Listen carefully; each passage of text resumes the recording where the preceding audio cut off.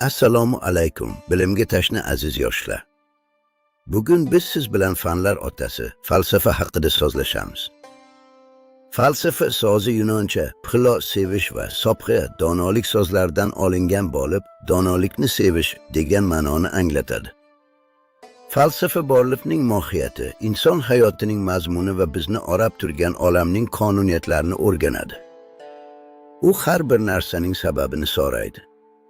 Nima uchun, qanday va nega degan savollar orqali haqiqatni izlaydi. Men o'z asarlarimda baxtga erishish va fozil jamiyat qurishda falsafaning o'rni beqiyos ekanligini ta'kidlaganman.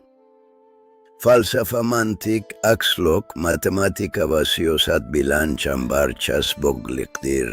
U ongimizni charxlaydi. Falsafani o'rganish bu faqat kitob o'qish emas, balki dunyoga kengroq nazar tashlash va ozlikni anglash demakdir.